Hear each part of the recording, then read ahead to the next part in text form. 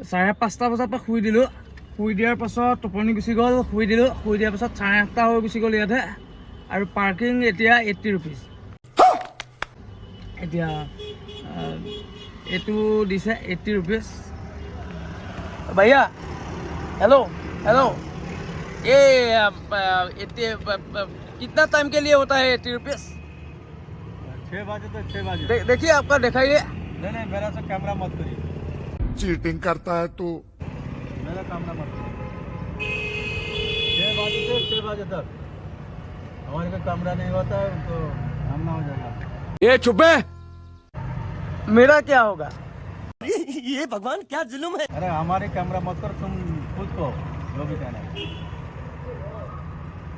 আচ্ছা actually camera উলিয়াব খোজা নাই, মানে দেখাব খোজা নাই, কেমেৰাত দেখাব খোজা নাই তেওঁ। हमारे कैमरा वो तो पार्किंग का है ना, हम लोग कर्मचारी है। ठीक है समझ गया। ये टिकटॉक बनाती है। ৱেষ্ট বেংগলৰ নতুন এটা ভিডিঅ'লৈ আপোনালোকক স্বাগতম জনাইছোঁ। মই বৰ্তমান আছোঁ দীঘাত। একচুৱেলি মই কালি কলকাতাৰ পৰা দীঘালৈ বুলি আহি আছিলোঁ।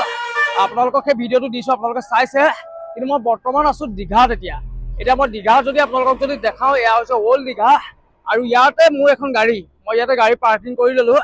ইয়াতে গাড়ী পাৰ্কিং হৈছে 80 rupees one time, 6 AM to 6 PM, আকৌ 6 PM to 6 AM আকৌ বেলেগকৈ। কিন্তু আপুনি এবাৰ 80 টকা দি পেলাই 12 ঘণ্টাৰ কাৰণে গাড়ী থ'ব পাৰিব। আৰু যদি গাড়ীখন লৈ যোৱা হয় এবাৰ, তাৰপিছত আকৌ মানে ওৱান টাইম আকৌ আহিলে আকৌ দিব লাগিব। আৰু এইখন হৈছে সেইখন পাৰ্ক, সেইখন পাৰ্ক।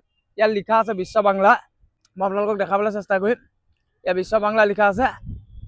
আৰু ইয়াৰ বেক চাইডে আছে সাগৰ। মই আপোনালোকক সেইখিনি সাগৰ দেখাম।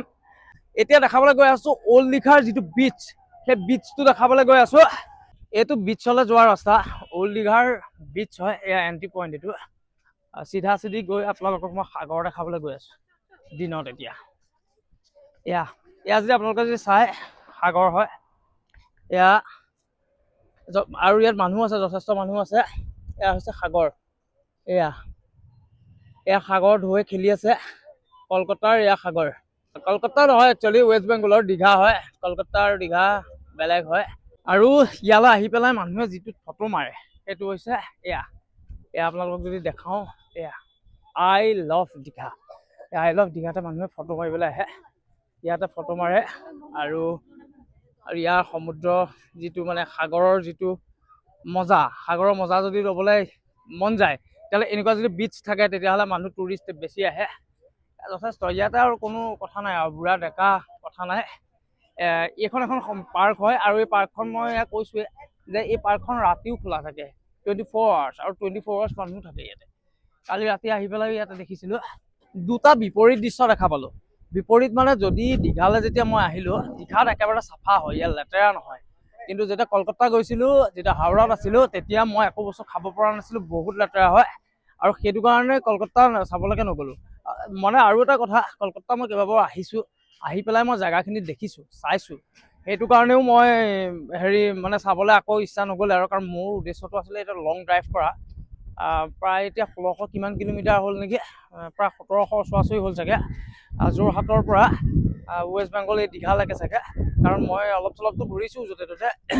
কিন্তু মই কিছুমান বস্তু আপোনালোকক তাত দেখাবলৈ মানে মোৰ মুদেই বেয়া হৈ গুচি গ'ল। আৰু মই দেখাবলৈ আগতে মই দেখিছোঁ, কিন্তু ইয়াতে মানে কি হয় যে ইয়াতে বহুত চাফা হয়। মই ইয়াত যদি দেখাওঁ, ইয়াৰ চাইডে টাইডে এইখিনি, ইয়াতো বহুত লেতেৰা হ'ব পাৰিলেহেঁতেন, কিন্তু নহয়। মানে ৱেষ্ট বেংগলখন গোটেইখন লেতেৰা নহয়, সেইটোৱে প্ৰমাণ কৰিছে।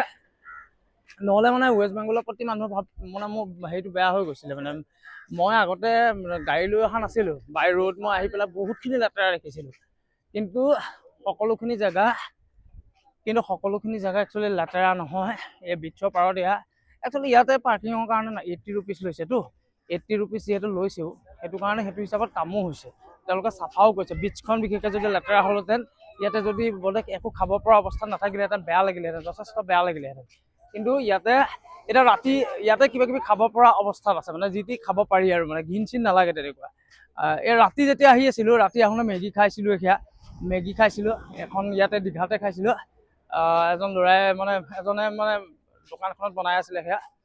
এখন দোকানত সোমাইছিলোঁ মানে বৰ খাচ কিবা ৰেষ্টুৰেণ্ট বহুত ডাঙৰ কিবা নাছিলে কিন্তু বহুত চাফা আছিলে সেইটো কাৰণে মই মেগী বনাই ডাবুল মেগী খাইছিলোঁ তাতে বাকী আপোনালোকক এতিয়া সাগৰৰ ঢৌ চুই চামগৈ সাগৰৰ ঢৌ চুই চামগৈ ওচৰলৈ লৈ যাম ওচৰলৈ মই যাবলৈ চেষ্টা কৰিম একচুৱেলি সাগৰৰ পাৰলৈ একেবাৰে আহি আছোঁ এয়া তললৈ আহি আছোঁ দেই পানী চুবলৈ আহি আছোঁ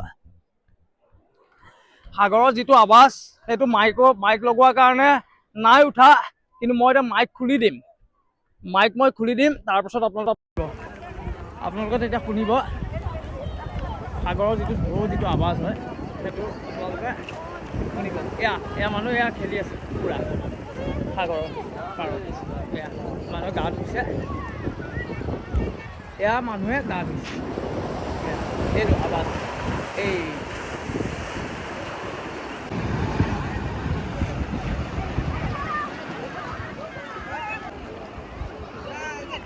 ৱেষ্ট বেংগল আহিছোঁ যদিও ইয়াত ধুই পেলালে মোক একেবাৰে মোক ধুই পেলালে একচুৱেলি মই ওচৰলৈ যাব খুজিছিলোঁ মোৰ গোটেই পেণ্ট বৰবাদ खत्म ইয়াতে যদি মোবাইল পৰিবলৈ হয় চাফাৰ চেচ মানে এই বিচখন প্ৰায় কিলোমিটাৰ হিচাপত আছে একজেক্টলি কিমান কিলোমিটাৰ আছে কি মই ইমান নাজানো কিন্তু এই বিচখন কিলোমিটাৰ হিচাপত আছে এয়া মানুহ আহিছে এয়া মানুহে গা ধুইছে এয়া ঢৌৰ লগত সেয়া খেলি গৈছে মানুহে সেয়া এয়া আপোনালোকক যদি চাই তেতিয়াহ'লে এইটো কিমান ডেঞ্জাৰিয়াছ কাৰবাৰ এটা কৰিছে এই ল'ৰাকেইটা চাওক এইটোতো বহুত আচৰিত কথা এইটো ইমান ঢৌৱে মানে ওপৰলৈ দাঙি লৈ গুচি গৈছিলে এতিয়া আকৌ দাঙিব চাই এই ডেঞ্জাৰিয়াছ হৈ আছে দেই বাহ মানুহ ওপৰাই দিব দেই এইকেইটা এই মানুহকেইটালৈ চাব এই মানুহকেইটা এইকেইটা ঢৌৱে কি অৱস্থা কৰে এই মানুহকেইটা কি অৱস্থা কৰে কিমান দূৰলৈকে গুচি গৈছে এইকেইটা চাব দেই এতিয়া ওপৰাই দিব নেকি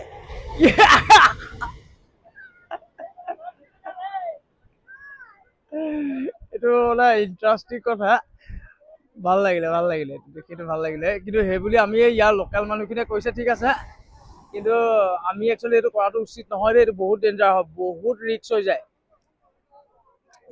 তেতিয়াহ'লে ইয়াত মানে বেলেগ একো কৰিব মানে এনেকৈ ৰৈ দিলেই হ'ল আৰু গাটো নিজে ধুৱাই পেলাই একেবাৰে পাৰত মানে খহাই থৈও আহিব মাজলৈ যদি গুচি যোৱা হয় আৰু ঢৌৱে একে খুন্দাই আনি পেলাই শিলৰ মাজত পেলাই দিবহি মানে মই যিটো বুজিলোঁ যথেষ্ট মানুহে খেলিছে সৰু ল'ৰা ছোৱালী লৈ গৈছে এইটো ভয় কৰিছে তথাপিতো মাকে লৈ গুচি গৈছে সেইকেইটা চাওক লুকুৱাই পেলালে ঢৌৱে একচুৱেলি ইয়াতে দেখি পেলাই মই ভিডিঅ' ইয়াতে অল্ড দীঘা ইয়াতে শেষ কৰিছোঁ আকৌ বেলেগ জেগা দেখাবলৈ চেষ্টা কৰিম ময়ো খেলোঁ ইয়াতে ভিডিঅ' অকল বনাই থাকিলেতো নহ'ব সেইকাৰণে ইয়াতে মই নিজেও খেলিব লাগিব এইফালে যদি চাই তেতিয়াহ'লে ইয়াতে যথেষ্টখিনি এইফালেও আছে বিচ হয় বহুত দূৰ বহুত ইয়াতে অল্ড দীঘা মই সমাপ্ত কৰিছোঁ আকৌ নিউ দীঘালৈ আপোনালোকক মই লৈ যাম নিউ দীঘা যিখন বিচ হয় সেইখনো মই আপোনালোকক দেখাবলৈ চেষ্টা কৰিম ফাইনেলি এই ভিডিঅ'টো ইয়াতে সমাপ্ত কৰিছোঁ যদি আপোনালোকে ইউটিউবৰ পৰা চাই আছে তেতিয়াহ'লে ছাবস্ক্ৰাইব কৰিব লাইক কৰিব শ্বেয়াৰ কৰিব আৰু যদি আপোনালোকে ফেচবুকৰ পৰা চাই আছে তেতিয়াহ'লে ফ'ল' কৰিবলৈ নাপাহৰিব ধন্যবাদ